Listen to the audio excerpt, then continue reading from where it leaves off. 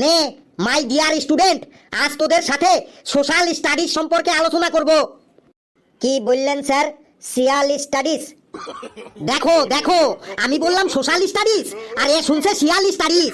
আরে social studies মানে সমাজবিদ্যা, সমাজবিদ্যা।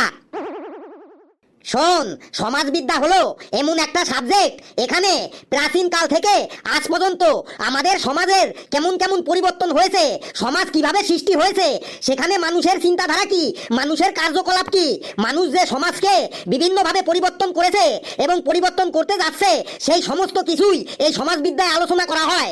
আজ আমি তোদের দেখব সমাজবিদ্যা সম্পর্কে তোদের কার কেমন জ্ঞান আছে। হাবলু, তুই দাঁড়া। দাঁড়িয়েছি স্যার। তুই আগেকার দিনের সমাজ আর এখনকার দিনের সমাজের মধ্যে একটা পার্থক্য বল।